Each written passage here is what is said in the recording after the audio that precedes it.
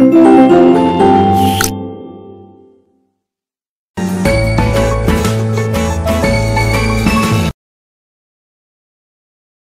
students, today we are here to discuss our chapter number 12 and the name of this chapter is some natural phenomenon. ठीक है, जो हमारे natural phenomena होते हैं वो कौन कौन से होते हैं. So let we start our chapter. कि इलेक्ट्रिसिटी जो है सप्लाई होती है टू आवर होम्स में from power houses through wires के थ्रू इनसाइड द होम मतलब घर के अंदर. It flows through wires to all the rooms, तारों के थ्रू जो है सभी रूम्स में जाती है.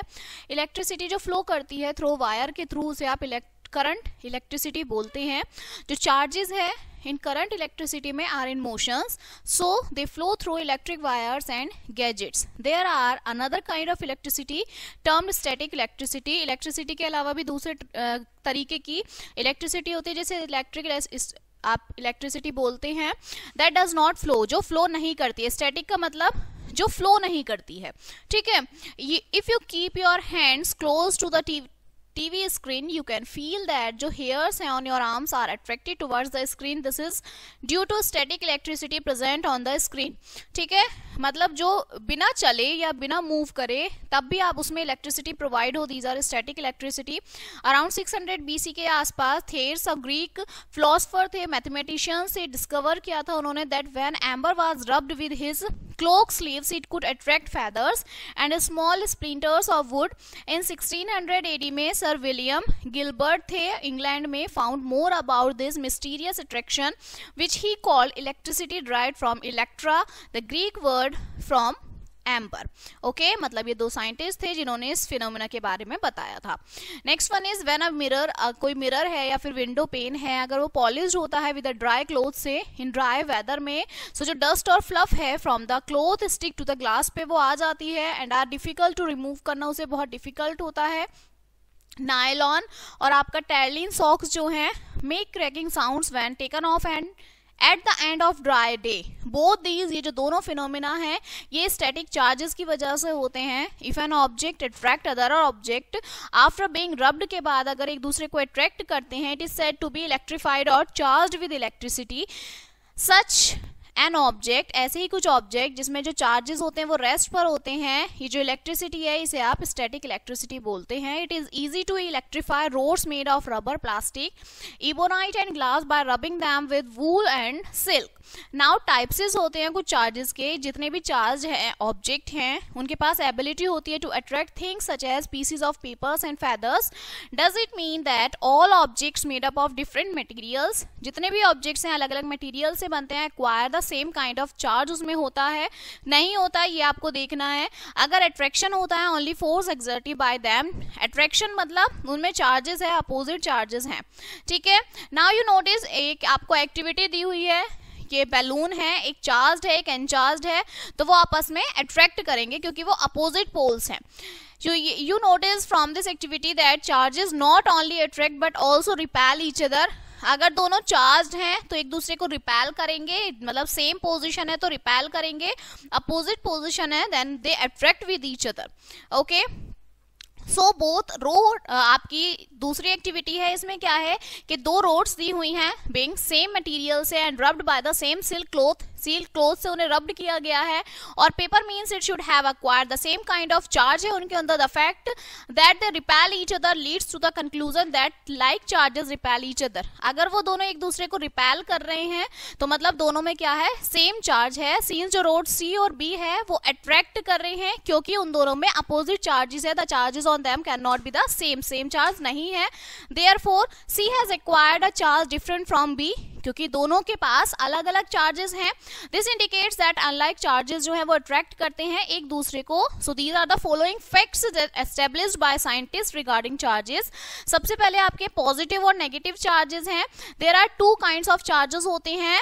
दीज आर कॉल्ड पॉजिटिव और नेगेटिव चार्जेस, जो सजेस्ट करते हैं फर्स्ट बाय, किसने सजेस्ट किया था, बेंजामिन फ्रैंकलिन ने बताया था कि जो ग्रास रोड आपकी रब्ड होती है, silk acquires a positive charge, silk में पॉजिटिव चार्ज होता होता है, ठीक है, एंड एबोनाइट और जो रोड रब्ड होती है वूल एक्वायर से उसमें नेगेटिव चार्ज होता है। So next one is object having the same kind of charge. In objects में सेम तरीके का चार्ज होता है, आइदर पॉजिटिव और नेगेटिव।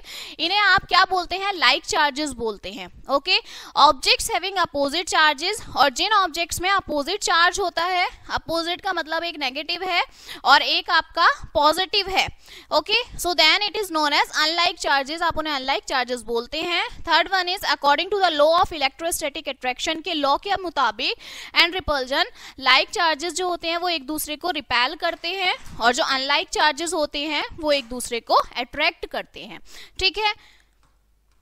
नेक्स्ट आपका आता है इक्वल एंड अपोजिट चार्जेस, के इक्वल भी हैं और अपोजिट चार्जेस भी हैं। When you rub a glass rod with silk, अगर आप ग्लास रोड को रब करते हैं, it acquires a positive charge, ठीक है। तो हमने पीछे देखा कि जब सिल्क रब होता है तो उसमें पॉजिटिव चार्ज होता है। एट द सेम टाइम पे जो सिल्क क्लॉथ है acquire an equal negative charge भी उसमें जनरेट होता है। सिमिलरली व्हेन एबोनाइट अगर आप रब करते हैं वूल पे, तो जो ebonite gets and negative charge वो उससे मिलता है, वेयर एज जो वूल है get an equal positive charge, जैसे जैसे नेगेटिव है उसमें उतना ही पॉजिटिव चार्ज होता है। सो तो व्हेन टू बॉडीज, जब आपकी दो बॉडीज चार्ज होती हैं bye rubbing against each other, एक दूसरे को रब करके, सो दे एक्वायर, वो क्या एक्वायर करती हैं, इक्वल और अपोजिट चार्जेस जो है एक्वायर करती हैं। Now next one is origin of charges. Charges का ओरिजिन कैसे हुआ? सो एवरी एटम, हर एक एटम जो है कंसिस्ट करता है हैवी सेंट्रल पोर्शन, ठीक है, जिसे आप क्या बोलते हैं, न्यूक्लियस कंटेनिंग न्यूट्रॉन्स और प्रोटॉन्स इसमें होते हैं। लाइटर पार्टिकल्स को इलेक्ट्रॉन्स बोलते हैं, जो रिवॉल्व करते हैं अराउंड द न्यूक्लियस। ये न्यूक्लियस जो होता है इसके चारों तरफ जो घूमते हैं। न्यूट्रॉन्स जो है वो न्यूट्रल होते हैं, they do not carry any charge, उसमें कोई चार्ज नहीं होता। प्रोटॉन्स जो है वो पॉजिटिवली चार्ज होते हैं, okay. Only electrons can move from one point two another, एक से दूसरे पे सिर्फ इलेक्ट्रॉन ही जा सकते हैं। न्यूट्रॉन्स और प्रोटॉन्स जो हैं आर फिक्स्ड होते हैं इनसाइड द न्यूक्लियस के अंदर, ठीक है। अंडर नॉर्मल सर्कमस्टेंसेस में जो नंबर ऑफ इलेक्ट्रॉन्स हैं इन एन एटम में is equal to the number of protons, मतलब इलेक्ट्रॉन्स और प्रोटॉन्स दोनों इक्वल अमाउंट में होते हैं। ये जो देयर चार्जेस हैं कैंसिल कर देते हैं एक दूसरे को, और जो एटम है as a whole is neutral हो जाता है atom. An object come positively charge, जिस ऑब्जेक्ट के पास पॉजिटिवली चार्ज होता है, when it has defect of electrons after it loses electron. Other object जो नेगेटिवली चार्ज होता है, when it is an excess of electrons after it gains electron, okay. मतलब दोनों आपके सेम डिफरेंट होते हैं, पॉजिटिव चार्ज होता है तो वो इलेक्ट्रॉन्स लूज कर देता है, नेगेटिवली चार्ज होता है तो वो इलेक्ट्रॉन्स को गेन कर देता है, ठीक है। नाउ चार्जिंग ऑफ फ्रिक्शन, अब चार्जिंग होती है आपकी फ्रिक्शन के थ्रू। तो कैसे होती है? व्हेन एन ऑब्जेक्ट, अगर आपका कोई ऑब्जेक्ट चार्ज होता है, ठीक है, बाय फ्रिक्शन के थ्रू इलेक्ट्रॉन्स जो है ट्रांसफर हो जाते हैं from one of the object to the other, एक दूसरे से, leaving both of the object charge, दोनों ऑब्जेक्ट्स आपके चार्ज रहते हैं। हियर आर कुछ सम एग्जांपल्स। देखो फर्स्ट एग्जांपल आपका क्या है, व्हेन एन इबोनाइट रोड अगर आपकी रब्ड होती है वूल के साथ, तो जो इलेक्ट्रॉन्स हैं वो मूव कर जाते हैं from wool to the ebonite, wool से इबोनाइट में। सो द इबोनाइट रोड जो है is left with a negative charge आ जाता है उसमें, और जो वूल है वूल के पास आपका पॉजिटिव चार्ज आ जाता है। सेकेंड एग्जाम्पल है व्हेन अ ग्लास रोड जब आपकी रब्ड होती है सिल्क क्लॉथ के साथ, सो जो इलेक्ट्रॉन्स हैं वो मूव करते हैं फ्रॉम ग्लास रोड में टू द सिल्क क्लॉथ तक, ठीक है। दोनों एक दूसरे में इंटरचेंज हो जाते हैं, देयरफॉर जो ग्लास रोड है उसके पास पॉजिटिव चार्ज आ जाता है और सिल्क के पास नेगेटिव चार्ज आ जाता है। The charges remain in these objects, दोनों में ऑब्जेक्ट्स में चार्ज रहता है। ग्लास और आपकी इबोनाइट जो हैं वो इंसुलेटर्स हैं and do not conduct away the charges easily, उनमें इजीली कंडक्ट नहीं होती हैं charges. The charges are at rest in these object, in objects में रेस्ट पर होते हैं। कंडक्टर्स जो होते हैं आपके also be charge by rubbing if they are held by an insulating handle, otherwise जो चार्जेस हैं leak to the human body में लीक कर जाते हैं और जो ऑब्जेक्ट है वो लूज कर देते हैं चार्ज को।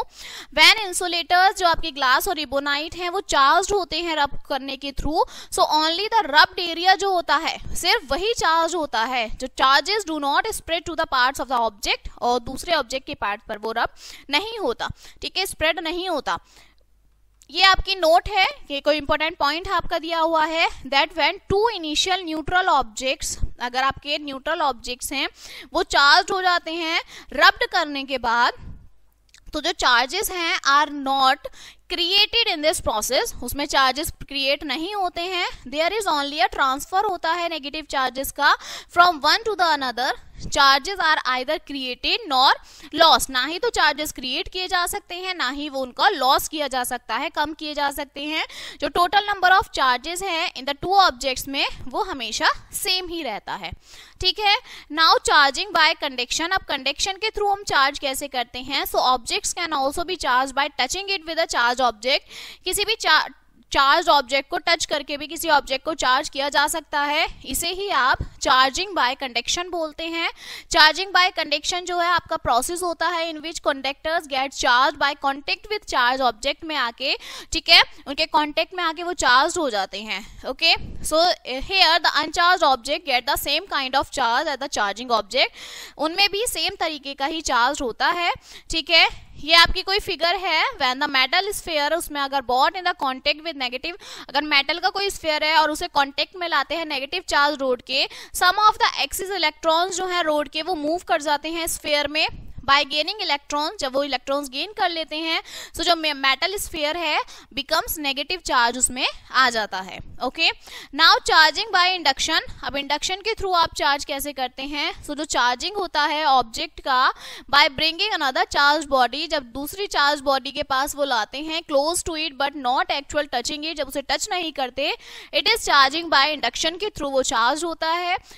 इन दिस केस जो ऑब्जेक्ट्स आपके एक्वायर होते हैं एंड अपोजिट चार्ज को एक्वायर करते हैं to that of the charging object, okay. Next आता है आपका इलेक्ट्रोस्कोप। अभी इलेक्ट्रोस्कोप क्या है, एन इलेक्ट्रोस्कोप जो है आपका इंस्ट्रूमेंट है जो यूज होता है to test whether an object is charge और नॉट, कि आपका कोई ऑब्जेक्ट चार्ज है या नहीं है ये पता लगाने के लिए, ठीक है। जो प्रिंसिपल आपकी इस एक्टिविटी में दिखाया है is use to make the electroscope, को बता रहा है कि जो इंस्ट्रूमेंट यूज होता है डिटेक्ट करने के लिए और कंपेयर करने के लिए चार्जेस को ऑन डिफरेंट ऑब्जेक्ट्स, अलग अलग ऑब्जेक्ट्स पर। नाउ गोल्ड लीफ इलेक्ट्रोस्कोप क्या होता है, it consist of a brass rod का बना हुआ होता है, इसमें होती है with a disc at its top, उसकी टॉप पे डिस्क होती है, ठीक है, एंड टू गोल्ड, उसमें लीव्स होती हैं, स्ट्रिप्स होती हैं cut from the sheet of gold, जो गोल्ड की शीट से काटी जाती हैं, ठीक है।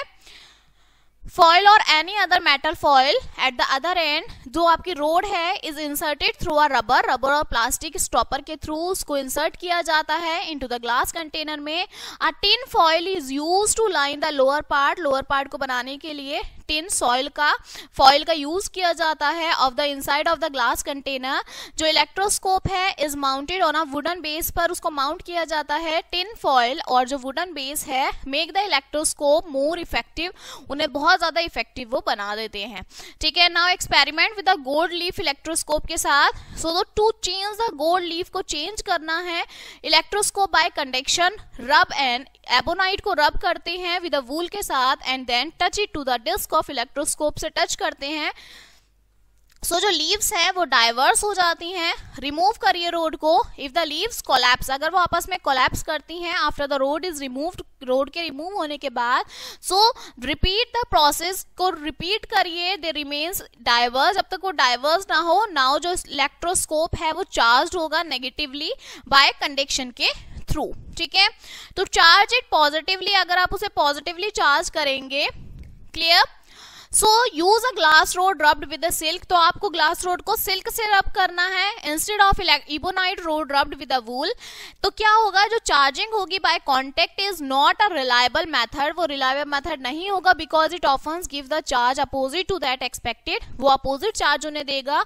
अगर आपकी डिस्क जो है इलेक्ट्रोस्कोप की वो टच्ड होती है विद द फिंगर से, सो जो चार्जेस हैं वो फ्लो कर जाएंगे टू द अर्थ में थ्रू द बॉडी के थ्रू एंड लीव्स कोलैप्स, और आपस में वो कोलैप्स हो जाएंगे, ठीक है।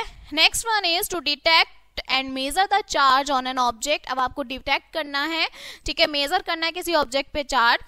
सो टच द ऑब्जेक्ट, ऑब्जेक्ट को टच करना है टू बी टेस्टेड के लिए to the brass disc of an uncharge electroscope में। If the object is charge, अगर अब वो चार्ज होता है तो जो लीव्स हैं इलेक्ट्रोस्कोप की वो डाइवर्स हो जाती हैं।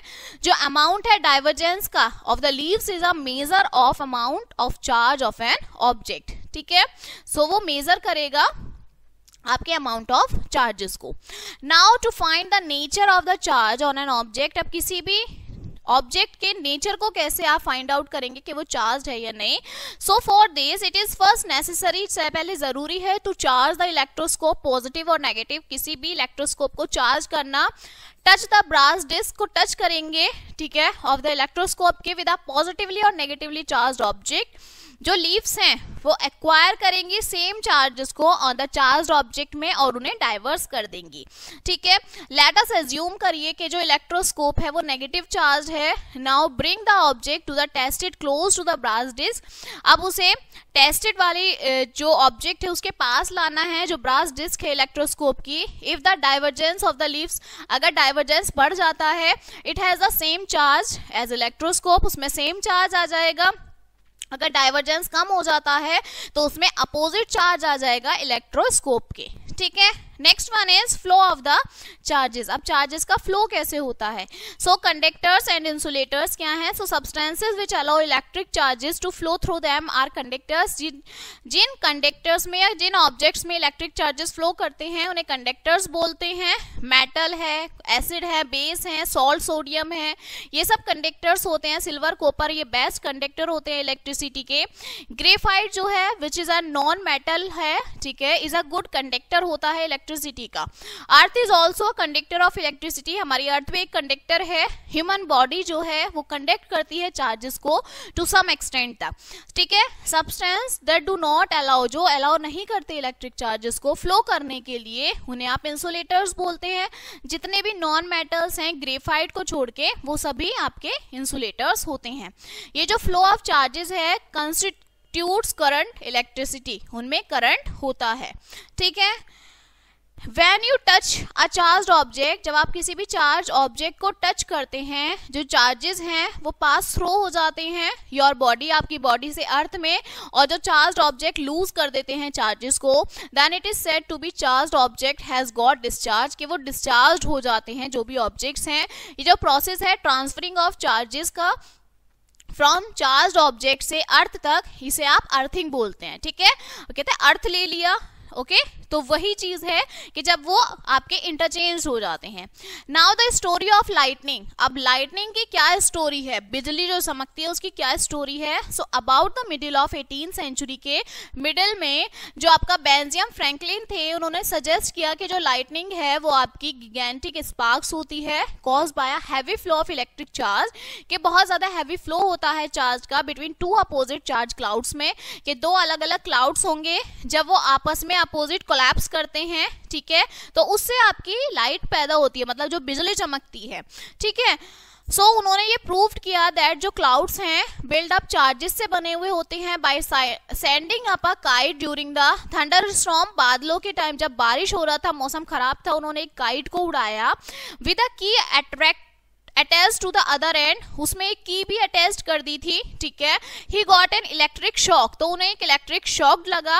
When he touch the key, जब वो की जो है वो टच्ड हुई, this had happen as charges had flowed from the clouds down the wet string to the key. तो इसका मतलब है कि जो बादलों में चार्ज था वो फ्लो डाउन कर गया उस की में और उन्हें जो है इलेक्ट्रिक शॉक लगा था। ड्यूरिंग द थंडरस्टॉर्म में जो एयर करंट है वो मूव करता है अपवर्ड, और जो वाटर ड्रॉपलेट्स हैं वो मूव करती हैं डाउन की तरफ। सो ये जो मूवमेंट है कॉजेज डेवलपमेंट ऑफ चार्जेस, इससे चार्ज डेवलप होता है। It has been observe that जो लाइटर ड्रॉपलेट्स हैं उनमें पॉजिटिव चार्ज होता है and being lighter move to the upper edges of the clouds, और उनको वो बहुत लाइट होती हैं कि उनको मूव करने लगती हैं वो। बिगर ड्रॉपलेट्स जो हैं उनमें नेगेटिव चार्ज होता है क्योंकि वो हैवी होती हैं और उनका लोअर एज होता है, ठीक है। सो यू नो दैट जो आपकी एयर है वो इंसुलेटर होती है, ओके। हाउएवर जो चार्जेस हैं वो फ्लो करते हैं एयर में इन द फॉर्म ऑफ स्पार्क्स की फॉर्म में, clear. If the magnitude of charge is large, अगर उनका जो मैग्नीट्यूड है वो ज्यादा होता है, इन सच अ सिचुएशन में a very heavy charge passes बहुत ज्यादा हैवी चार्ज जो है वो पास होता है एयर के through in a very short time में, it is accompanied by heat and light, heat और लाइट के थ्रू अकम्पनीड होता है। ये जो फिनोमिना है इसे आप डिस्चार्ज बोलते हैं। This can be observe in an electric glass lighter में आप इसे ऑब्जर्व करते हैं। ड्यूरिंग द थंडरस्टॉर्म में जो डिस्चार्ज है can occur due to 2 reason से वो होता है। सबसे पहला है जब 2 क्लाउड्स विद अनलाइट चार्जेस के जो होते हैं वो पास में आते हैं तो जो ह्यूज अमाउंट की एनर्जी है वो रिलीज होती है in the form of heat की फॉर्म में, लाइट और साउंड की फॉर्म में ड्यूरिंग सच अ डिस्चार्ज के टाइम पर। दिस इज द लाइटनिंग होती है जो आप देखते हैं, और जो थंडर है you here during the storm, और वो जो आवाज होती है जिसे आप सुनते हैं। नेक्स्ट वन इज जो क्लाउड है कैन चार्ज टॉल बिल्डिंग, वो टॉल बिल्डिंग को चार्ज करते हैं, ट्रीज को करते हैं by induction with opposite charge, जब उनमें अपोजिट चार्ज होता है। If the buildup of charges is very heavy, अगर वो बहुत चार्ज हैवी होता है सो जो डिस्चार्ज है can occurs between the clouds and the trees और द बिल्डिंग, तो वो या तो बिल्डिंग पे डिस्चार्ज होता है या पेड़ों पे होता है, ठीक है। This is called a lightning strike, आप इसे लाइटनिंग स्ट्राइक बोलते हैं कि बिजली गिरना, ह्यूज अमाउंट में जो एनर्जी है वो रिलीज होती है and can even result in the building और द ट्रीज कैचिंग फायर, और उसके थ्रू जो है आग लग जाती है। नाउ लाइटनिंग कंडक्टर्स, अभी लाइटनिंग कंडक्टर्स क्या हैं? लाइटनिंग कंडक्टर्स जो हैं वो फिक्स्ड होते हैं ऑन द टॉप में ऑफ टॉल बिल्डिंग्स के, टू प्रोटेक्ट करते हैं them from damage due to lightning के थ्रू जो डैमेज होता है। It consist of a long lightning होती है रोड ऑफ आयरन और copper with a number of sharp long pointed rods at the top end पे, जो शार्प पॉइंटेड आपकी रोड्स होती हैं, ये जो रोड्स हैं run from the top to the bottom, top से बॉटम में मूव करती हैं अलोंग द आउटर वॉल के through of the tall building to be protected. जो लोअर एंड है रोड का is connected to the metallic plate से वो कनेक्ट होता है which is buried deep into the earth to provide a good earth connection, जिससे एक अच्छा good earth connection होता है जब आपकी लाइटनिंग स्ट्राइक करती है। सो जो लाइटनिंग कंडक्टर है प्रोवाइड एन इजी पाथ, वो एक इजी पाथ प्रोवाइड करते हैं चार्ज के लिए to pass through to the earth, के जो अर्थ से पास होके जाता है, ये जो प्रोटेक्टिंग है, ठीक है, द बिल्डिंग, जो बिल्डिंग को प्रोटेक्ट करता है। In the absence of such lightning conductor, in lightning conductor के एब्सेंस में जो करंट है from the lightning will pass through the building, वो बिल्डिंग से पास होके जाता है, thereby causing a lot of damage to the life and property, तो उसके थ्रू जो है लाइफ में और प्रॉपर्टी में बहुत लॉस होता है। नेक्स्ट आता है safety measure to be taken during lightning. अब क्या क्या सेफ्टी मेजर्स होते हैं? If you are caught in thunderstorm you need to take safety measures. आपके देखिए ये आपके सेफ्टी मेजर्स हैं। सो आउटसाइड सेफ्टी मेजर्स, बाहर के साइड जो है जो सेफ्टी मेजर्स क्या क्या होते हैं? सो व्हेन यू हियर, जब आप थंडर को सुनते हैं आफ्टर द लाइटनिंग के बाद, जो rush for a safer place, ठीक है, तो एक सेफ प्लेस पर जो है रश हो जाता है। एंड एप्रोप्रिएट जो शेल्टर है, कुड बी अ बिल्डिंग, हो सकती है कार, उसको बंद कर दीजिए वहां की विंडोज को। जो बॉडी है कार की वो act as a conducting path की तरह वर्क करती है फॉर लाइटनिंग बोल्ट के लिए। Do not take shelter under the tree, tree के नीचे कोई शेल्टर नहीं आपको लेना चाहिए, बिकॉज जो ट्री है वो गुड कंडक्शन होते हैं लाइटनिंग के पाथ के लिए। Do not lie flat on the ground, आपको बिल्कुल जो ग्राउंड के फ्लैट पर है उस पर नहीं लाई करना चाहिए। If you are in a group, अगर पीपल्स के ग्रुप में है, stay about 15 feet away from each other, एक दूसरे से दूरी बना के रखना चाहिए। Stay away from all types of water bodies, जितने भी होते हैं उनसे दूर रहना चाहिए, क्योंकि जो वाटर है वो एक्सीलेंट कंडक्टर है इलेक्ट्रिसिटी का। ओपन व्हीकल्स जो हैं जैसे स्कूटर होते हैं, motor bikes, tractors, open cars, open fields हैं, do not protect us with lightning strike, से वो आपको नहीं बचा सकते। Come down from elevated place से आपको आना चाहिए, okay. Quickly come down from hills, hills से आपको बहुत जल्दी वापस आना चाहिए। A summit of the mountain और the roof top of the building. If you are in forest, अगर आप जंगल में हैं, टेक शेल्टर अंदर शॉर्टर, छोटे छोटे पेड़ों में शेल्टर लेना चाहिए, that are less likely to be lightning strike out, कि वहां पर लाइटनिंग इतनी नहीं आती है, okay. Next one is get a small, as you can be crouching on your knees on the ground. आपको देखना है कि आपको जो अपनी नीज है वो ग्राउंड पे बहुत कम, ठीक है, बहुत स्मॉल अमाउंट में टच करना है। Place your hands to your knee with your head, आप अपने क्या करिए, जो हैंड्स हैं उनको अपनी नी से पकड़ लीजिए, ठीक है, और हेड डाउन कर लीजिए। This position will make you the smallest target to be struck, ये आपका टारगेट बना देगा कि आपको वहां पर कोई प्रॉब्लम नहीं होगी लाइटनिंग से। नेक्स्ट है इंडोर सेफ्टी मेजर क्या होती हैं। सो अवॉइड यूजिंग इलेक्ट्रिकल अप्लायंसेस का बिल्कुल अवॉइड कर दीजिए यूज करना, जैसे टेलीविजन है, एयर कंडीशनर है, कंप्यूटर्स एक्सेट्रा हैं। जो इलेक्ट्रिकल आपके लाइंस होती हैं ये एक्सीलेंट कंडक्टर होती हैं इलेक्ट्रिसिटी की। It is advisable to unplug these electrical, जब भी आपकी बिजली चमकती है तो इन सबको आपको हटा देना चाहिए।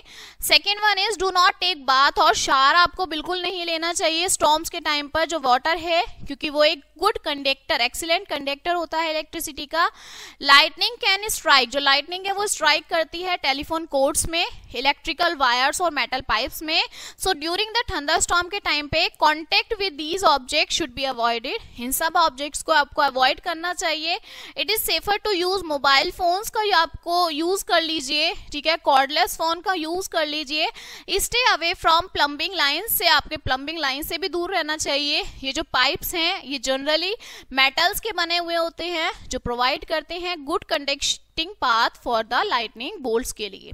ओके, नेक्स्ट टॉपिक आपका आता है अर्थक्वेक, कि अर्थक्वेक क्या होता है। So we have just learn about thunderstorm and lightning, जैसे आपने थंडरस्टॉर्म और लाइटनिंग के लिए पढ़ा था क्लास 7 में। We have learn about storms and cyclones आपने पढ़ी होंगी। सो ये जो नेचुरल फिनोमिना है can cause large scale destruction होता है ह्यूमन लाइफ में, बहुत सारा डिस्ट्रक्शन हो जाता है, प्रॉपर्टी में हो जाता है। फॉर्चुनेटली ये जो नेचुरल फिनोमिना है can be predicted by the weather department, जो है इन चीजों को बता देता है वेल इन एडवांस में ऑफ इन सम एक्सटेंट, कुछ एक्सटेंट तक। So we get time to take measure the protect ourselves from the damage caused by this phenomena, तो इसके थ्रू हम आपको अपने आप को जो है प्रोटेक्ट कर सकते हैं, ठीक है। बट अनफॉर्चुनेटली क्या होता है कि जो अर्थक्वेक्स है is one such natural phenomena है which can not be predicted accurately, जिसे हम बिल्कुल एक्यूरेट नहीं बता सकते कि कब अर्थक्वेक आएगा। Even by any department of science कोई भी नहीं बता सकता। It can cause damage to human life को डैमेज कर देता है, और जो प्रॉपर्टी होती है लार्ज स्केल में उसे भी डैमेज कर देता है। सो सबसे पहले व्हाट इज एन अर्थक्वेक, होता क्या है। So what happened when it occurs, जब ये होता है तो क्या होता है, ठीक है, क्या क्या प्रॉब्लम्स आती हैं। What can we do to minimise this effects, इनको कम करने के लिए हम क्या कर सकते हैं। We will learn all the above aspects in this chapter. So जो अर्थक्वेक है वो आपका sudden shaking of the earth crust which last for very short time, कि जब आपकी अर्थ क्रस्ट में कुछ भी चेंजेस होते हैं बहुत ही कम पीरियड में तो आपका अर्थक्वेक आता है। It is caused by disturbance deep inside the earth crust, जब आपकी अर्थ क्रस्ट में डीप इनसाइड में डिस्टर्बेंस होता है तो अर्थक्वेक आपके होते हैं। जो एनर्जी स्टोर होती है अर्थ के डीपर में layers over a long period of time तक, इस सडनली वो रिलीज हो जाती है unusually in the form of strain in rocks, resulting क्या होता है इन द अर्थक्वेक्स आता है।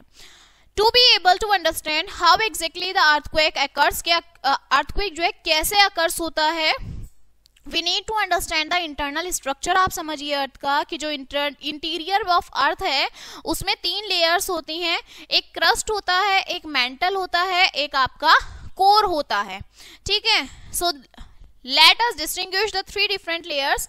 अब आपके 3 डिफरेंट ये लेयर्स, इनका डिफरेंस बताया है, ठीक है, कि जो पोजीशन है क्रस्ट में आउटर मोस्ट होती है, मेंटल में सेंटर, कोर इनर मोस्ट है। थिकनेस जो है, जो क्रस्ट है वो 6 से 11 किलोमीटर थिक होता है एट द ओशन फ्लोर में, और अबाउट 30 to 70 किलोमीटर थिक होता है कॉन्टिनेंट्स में। मेटल में it extends up to the depth of about 2900 kilometre from the base of the crust. ये आपका 2830 से 2890 किलोमीटर थिक होता है, varying from place to place, एक जगह से दूसरी जगह तक।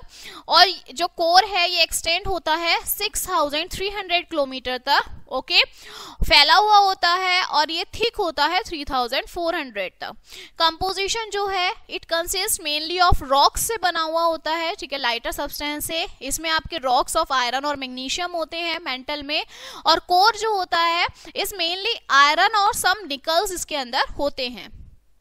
नाउ स्टेट्स ऑफ मैटर, जो आपका कोर है वो आप क्रस्ट थी सॉलिड होता है, मेंटल जो है उसमें हाई प्रेशर होता है, मेंटल रॉक्स होते हैं सॉलिड स्टेट्स में, ठीक है। और जो कोर है ये आपका आउटर कोर इसे मोल्टन स्टेट्स होते हैं, बट द इनर कोर जो है आपकी सॉलिड बॉल्स होती हैं, ठीक है। Now causes of earthquakes, main cause जो है वो आपके मूवमेंट होता है टेक्टोनिक प्लेट्स का या फिर वॉल्केनिक इरप्शन होता है, ठीक है। डिसलोकेशन होता है क्रस्ट का, अंडरग्राउंड न्यूक्लियर एक्सप्लोजन होता है, इसकी वजह से आपके अर्थक्वेक्स आते हैं।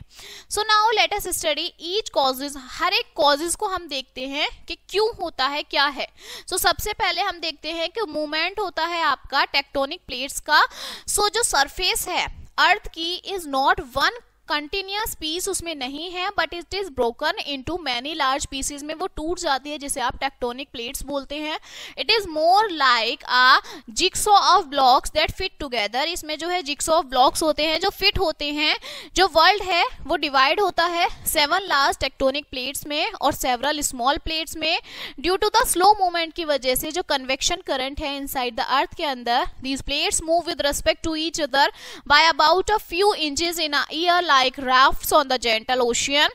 While this may seem very small, बहुत छोटा दिखता है, जो मैग्नीट्यूड है एनर्जी का वो डेवलप्ड होती है by this small movement of is enormous. ये जो छोटा मूवमेंट है ये इनॉर्मस होता है। जो अर्थक्वेक है प्रोन जोन है रेड कलर का, and along the boundaries of the tectonic plates के चारों तरफ ये होती हैं। जो मूवमेंट है sometimes causes the edge of the tectonic plates to grind each other with a force, एक फोर्स से वो जो है उनको ग्राइंड करते हैं। दे में गेट डिफॉर्म्ड हो जाते हैं, डिस्प्लेस्ड हो जाते हैं, क्रस्ड हो जाते हैं और फ्रैक्चर्ड हो जाते हैं, जैसे आपकी ये फिगर ए है। They may be also slide under each other, एक दूसरे में स्लाइड भी कर जाते हैं, ठीक है।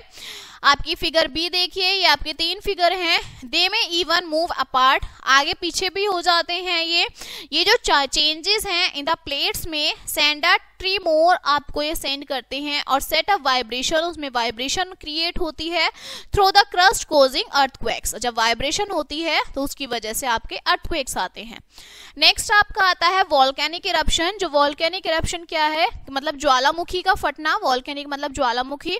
सो जो वॉल्केनो है वो होल होता है अर्थ की क्रस्ट में, थ्रू विच जो मॉल्टन रॉक्स हैं और जो हॉट गैसेस है अंडर हाई प्रेशर रशीज आउट, वो बाहर आने लगती हैं। जो एनर्जी रिलीज होती है वॉल्केनिक इरप्शन में कॉजिंग वाइब्रेशन, उनसे वाइब्रेशन होता है क्रस्ट में। ये जो वाइब्रेशन है इसकी वजह से अर्थक्वेक आता है इन द एरिया अराउंड, उसके चारों तरफ जो होता है। सच अर्थक्वेक्स जो हैं occurs at the type of, जो वो वॉल्केनिक इरप्शन के टाइम पर आते हैं या उससे पहले आते हैं।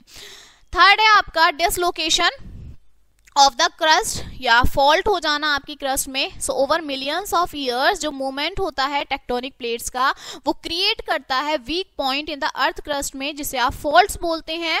बहुत सारे जो फॉल्ट्स हैं वो अकर होते हैं अलोंग द बाउंड्रीज, ठीक है, टेक्टोनिक प्लेट्स की बाउंड्रीज पर, और दीज आर द जोन्स, ये जोन होते हैं जहां पे जो अर्थक्वेक्स आते हैं। दीज वीक जोन्स, इन्हें आप क्या बोलते हैं, सीस्मिक और फॉल्ट जोन बोलते हैं। इंडिया में जो एरिया है विच आर मोस्ट थ्रीटेंड, बहुत ज्यादा थ्रीटेंड है and fall under danger fault zone में आता है, जैसे कश्मीर है, वेस्टर्न सेंट्रल हिमालयाज हैं, whole of the north east है, रन ऑफ कच्छ है, राजस्थान है, इंडो गैंगेटिक प्लेन्स हैं, some areas of south India भी आते हैं, also found in the danger zone में भी वो आती हैं, ठीक है। Next one is underground nuclear explosion. अब अंडरग्राउंड न्यूक्लियर एक्सप्लोजन क्या होता है कि जो अंडरग्राउंड न्यूक्लियर एक्सप्लोजन है कॉजेज वेरी पावरफुल वाइब्रेशन उसमें होती है। ये जो वाइब्रेशन है cause earthquakes in the area around the nuclear explosion site के चारों तरफ जो एरिया होता है उसमें ये क्रिएट होता है। Now some important terms related to the earthquakes, earthquakes से रिलेटेड कुछ टर्म्स। सबसे पहले आपका सीस्मिक फोकस क्या है कि जो प्लेस होता है of origin of the earthquake का इनसाइड द अर्थ के अंदर, इसे आप सीस्मिक फोकस बोलते हैं। फ्रॉम दिस पॉइंट जो शॉक्स वेव्स हैं स्प्रेड फैल जाती हैं वो सभी डायरेक्शंस में, ठीक है। नेक्स्ट है आपका एपिसेंटर। सो जो पॉइंट होता है on the surface of the earth, earth की सरफेस पे directly above the focus of the earthquake, वो डायरेक्ट फोकस करता है अर्थक्वेक को, जिसे आप एपिसेंटर बोलते हैं। जो इम्पैक्ट होता है अर्थक्वेक का वो यूजुअली स्ट्रॉन्गेस्ट होता है नियर दिस पॉइंट, इस पॉइंट के पास, ठीक है। थर्ड है आपका सीस्मिक वेव्स। सो जो वेव्स आपकी जनरेट होती हैं inside the earth surface, earth surface के अंदर ड्यू टू द अर्थक्वेक की वजह से आर कॉल्ड, इन्हें आप सीस्मिक वेव्स बोलते हैं या फिर शॉक वेव्स बोलते हैं। इसके बाद आपका आता है सीस्मोग्राफ। सो जो आपका इंस्ट्रूमेंट होता है जो डिटेक्ट करता है और रिकॉर्ड करता है इंटेंसिटी ऑफ सीस्मिक वेव्स को जनरेटेड बाय एन अर्थक्वेक से जो जनरेट होती है, इसे आप सीस्मोग्राफ बोलते हैं, ठीक है।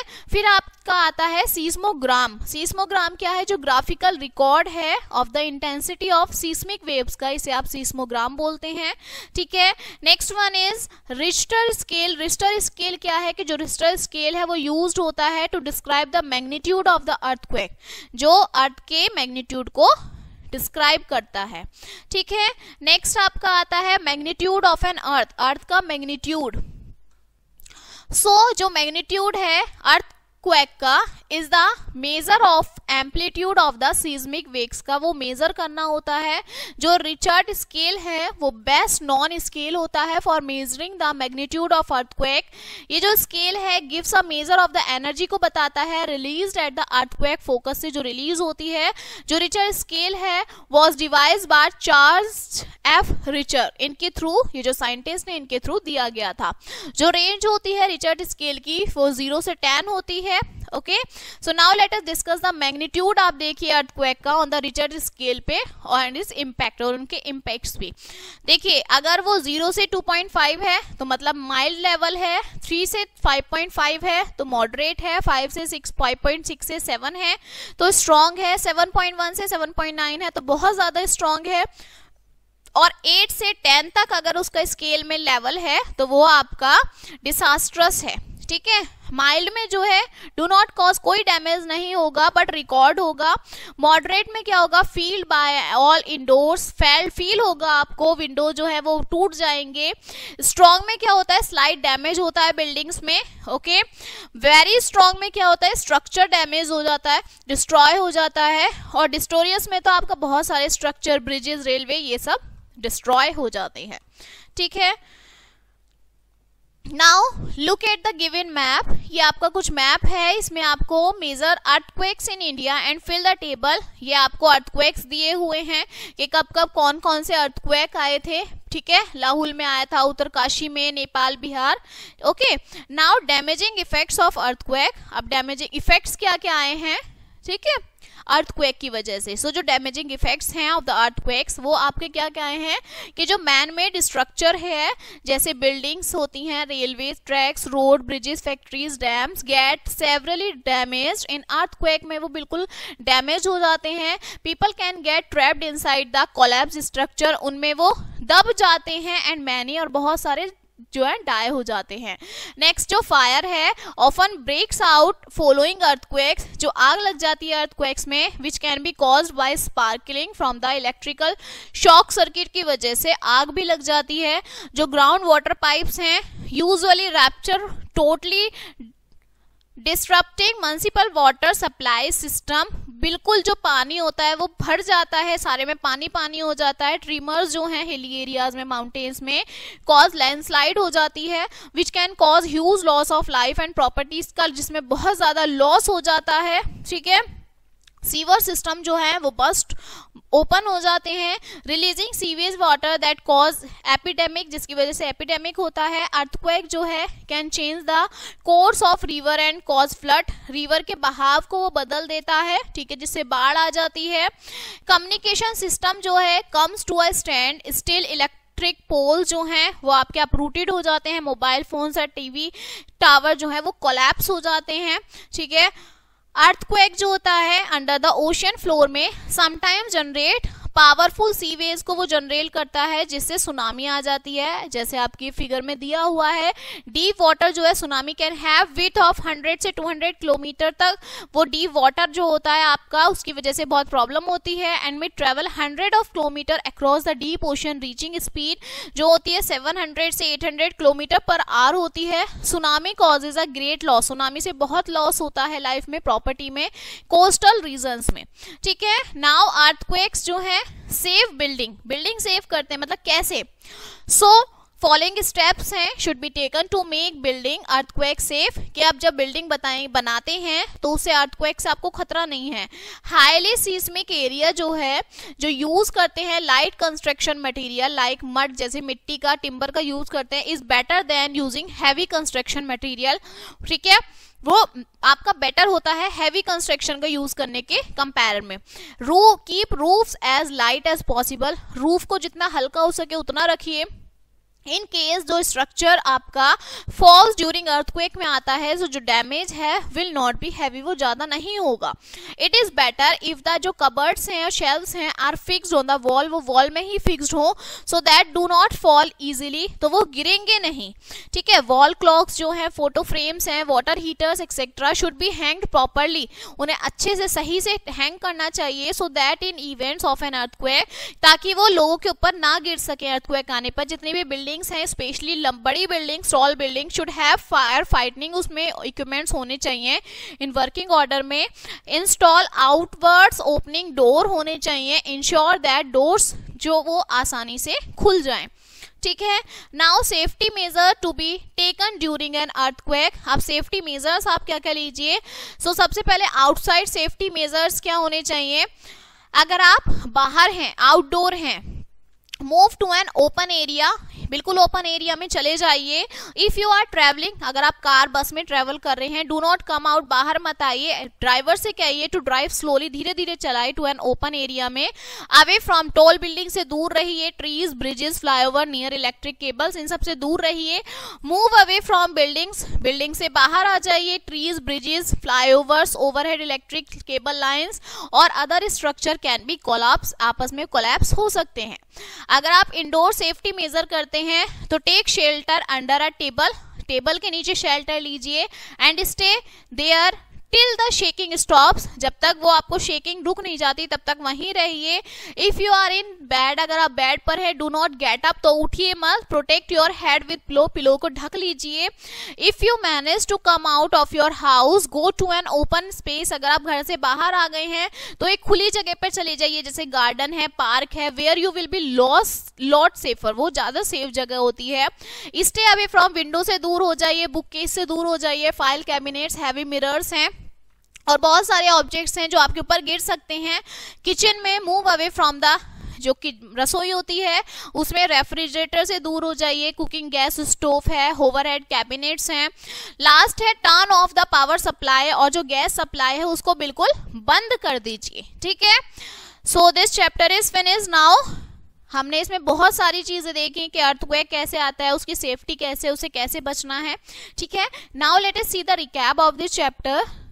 जो आपके मटेरियल्स जैसे प्लास्टिक, ग्लास, इबोनाइट्स हैं, ये सुटेबल मटेरियल होते हैं। दो तरीके के चार्ज होते हैं, पॉजिटिव और नेगेटिव। लाइक चार्जेस रिपेल करते हैं, अनलाइक चार्जेस अट्रैक्ट करते हैं। लाइटनिंग स्ट्राइक्स जो होती है बिल्डिंग्स पे, व्हेन द इंड्यूस चार्जेस जो होते हैं टॉप बिल्डिंग पे बहुत ज्यादा होते हैं and could destroy life and property, और वो आपकी प्रॉपर्टी को और लाइफ को डिस्ट्रॉय कर सकते हैं, ठीक है। So this chapter is finished now, okay, and we will meet on the next chapter. So thank you.